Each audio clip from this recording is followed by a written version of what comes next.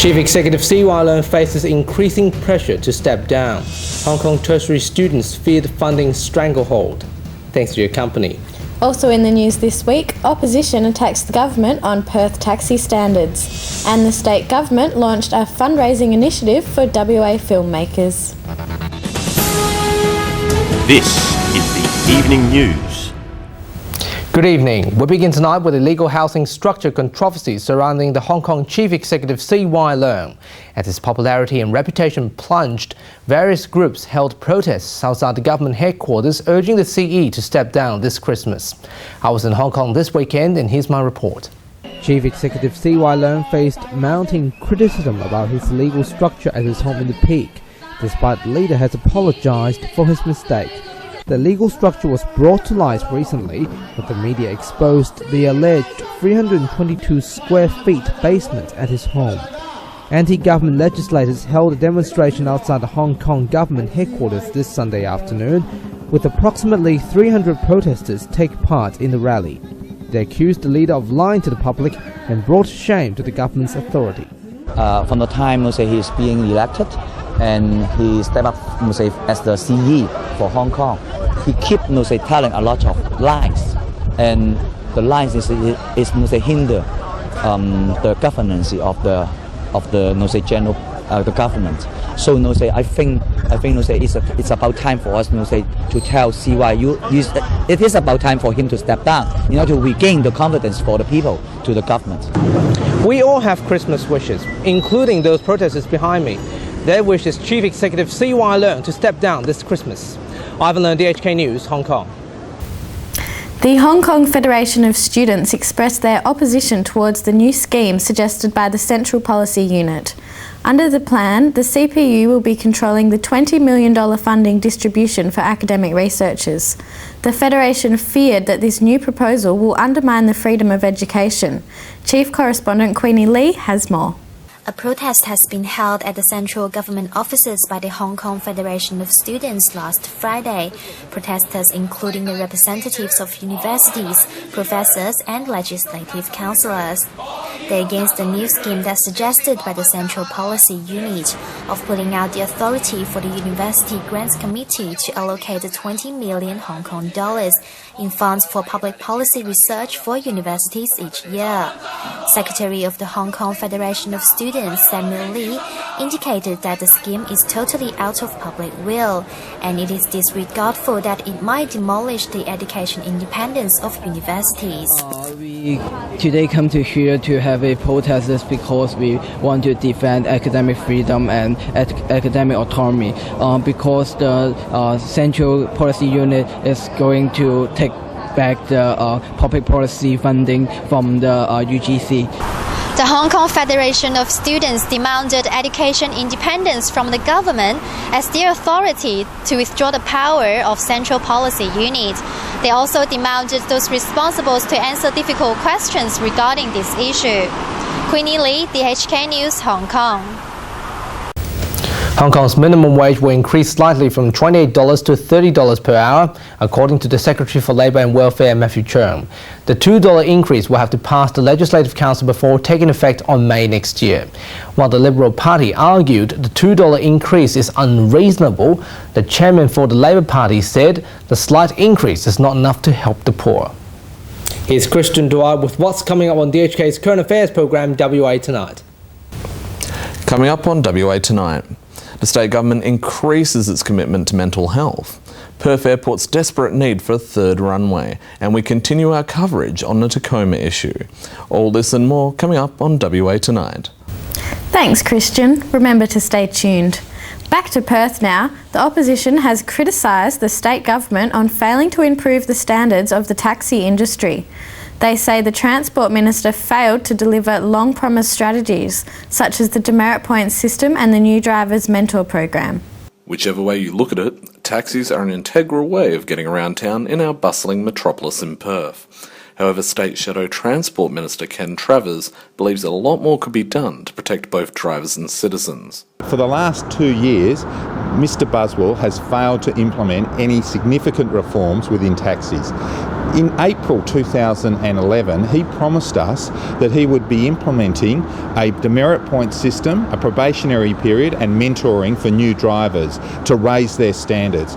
Now, 18 months later, we have not seen any of those initiatives implemented.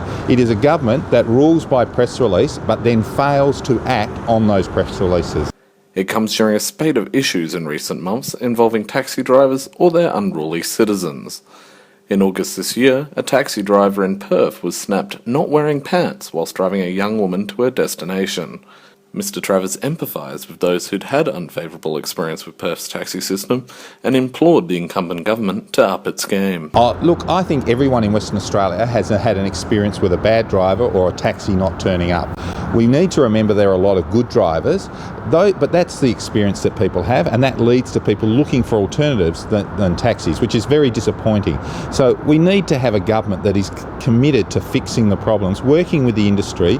Two goals should be in mind. One, make sure that drivers get a fair return, and two, that passengers get a great service. If you've had any issue with taxis or taxi operators, contact the taxi compliance officers at the Department of Transport on 1300 660 147. Kristian, Dwyer, DHK News. It takes lots of initiative to achieve anything in life, especially when it comes to funding your own film project. That's why the Culture and Arts Minister John Day has declared the world's first crowdfunding initiative called 3 to 1. With high-profile WAT graduate student Hugh Jackman supporting the program, it helps to encourage the public to support and voice out their opinions towards WA films. The state government's world first crowdfunding project was announced early this week by Culture and the Arts Minister John Day and WA screen funding agency Screen West. The initiative is called 3 to 1 and aims at showcasing worldwide the best of WA's digital creativity. Minister John Dye said this project not only supports Western Australia's creative talent, but gives the public the opportunity to voice their opinion on what content should be made in the state. Public is able to make a choice about which projects they want to support. That can be done online. This is a chance for the public to choose a project that they find relevant. In order for this project to come to life, Screen West partnered with Possible.com, which is a global crowdfunding website used as a platform to upload digital content such as short films and documentaries. At the moment, 28 WA projects have been published on their website, where people are encouraged to make their pledge. Screen West will then contribute with $3 for every $1 raised by participants.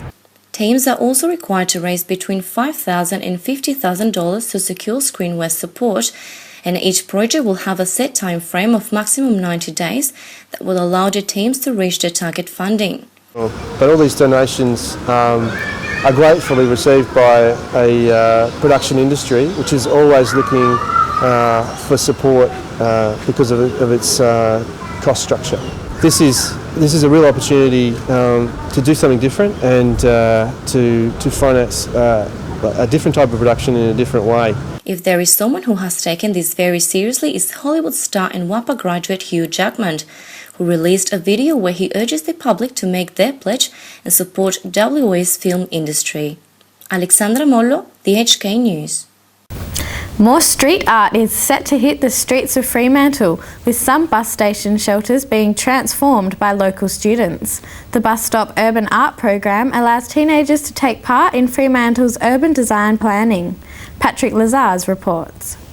It's the art that's hitting Fremantle in style. The bus station's decorated by youths and students in the area on different themes, like this bus stand outside of Fremantle's prison, painted by Challenger TAFE student about prisoners, and this bus stop beside the Monument Park decorated by the Australian war heroes.